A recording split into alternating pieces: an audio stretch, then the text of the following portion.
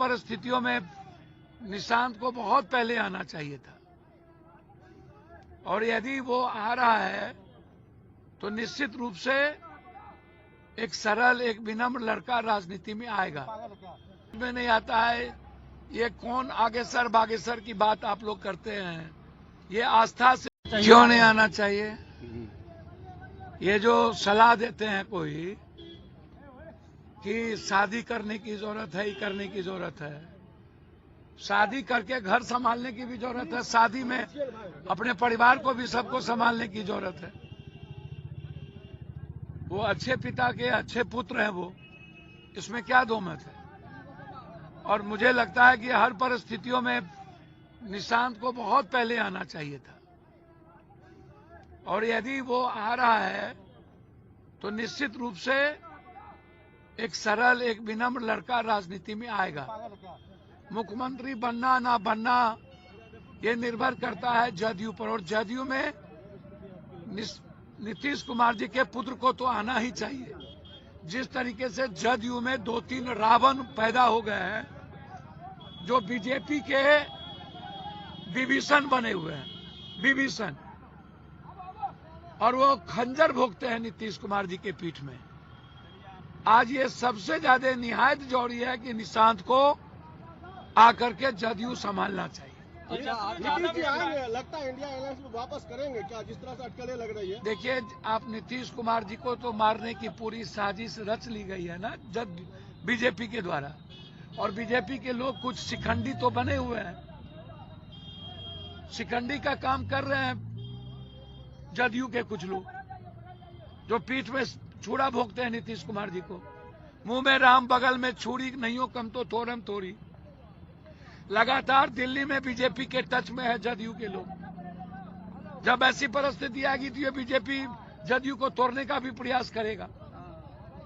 और नीतीश कुमार जी को ये सिर्फ तभी तक रखा हुआ है जब तक चुनाव हो रहा है। चुनाव के बाद उनको देख लेना, जो शिंदे का,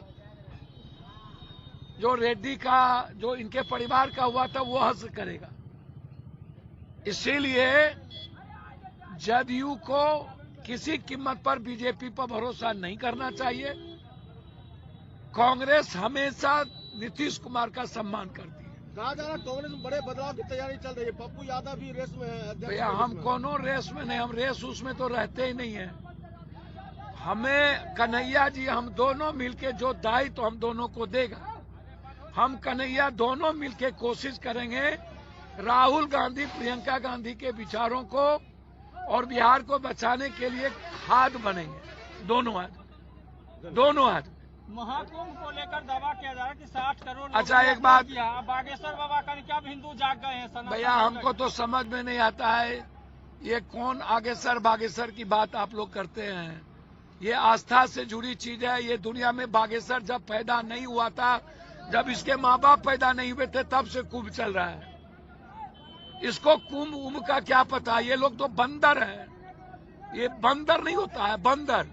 हम ऐसे बाबाओं को बंदर कहते हैं जो कुछ भी बोल देना पब्लिक के बारे में, गरीब के बारे में। तो हम बंदर उंदर की चर्चा नहीं करते हैं।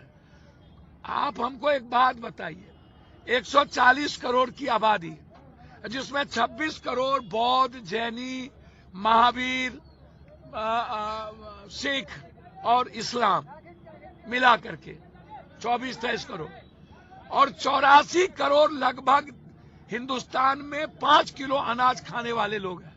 जिसके पास पैसा नहीं होता वो जाएगा। उसमें से 1 करोड़ चला भी गया 85 करोड़ में। और अंबेडकर को मानने वाले लोग भी कुंभ में नहीं, भगवान में आस्था रखते हैं, लेकिन ऐसी आडंबर में नहीं रखते। साउथ से लोग आते नहीं हैं। तो हम ये जानना चाहते हैं, जिनको मौत का पता नहीं चला, जो लैट्रिन बाथरूम खाने का व्यवस्था नहीं कर पाए, जो लोग लौट गए, और अब ये शुरू हो गया कि डिजिटल पर कुंभ में लग कर लो। अब डिजिटल में भी कुंभ स्नान होने लगा। इतना बड़ा महापाप, महाझूठ डिजिटल लगभग दलित, ST SC, अंबेडकर और बौद्ध को मानते हैं। और उनकी आस्था अंबेडकरवादी और बौद्ध धर्म के साथ है। तो हम आपसे पूछ रहे हैं, हमको बताइए कितने लोग गए होंगे, कितने बड़े बड़े माफिया दलाल जाते हैं। मेरा मानना है कि हमारी आस्था है, कुंभ या कोई भी धर्म का आस्था हमारे लिए है। इसका कितने करोड़ चले गए, ये कौन सा डिजिटल और किसने गिन लिया, जिसको मौत का पता नहीं चला वो गिन लिया 50 करोड़ 60 करोड़। और जो साउथ नॉर्थ मणिपुर नागालैंड कोहिमा ये जाता ही नहीं, साउथ के लोग जाते ही नहीं, अंबेडकरवादी जाते ही नहीं। 85 करोड़ अनाज में 1-2 करोड़ गए होंगे। ये बेईमानी है। सनातन पहले से ही मजबूत है। सनातन धर्म पूरी दुनिया को आकर्षित करती है। ये बंदर लोगों का पता नहीं होता।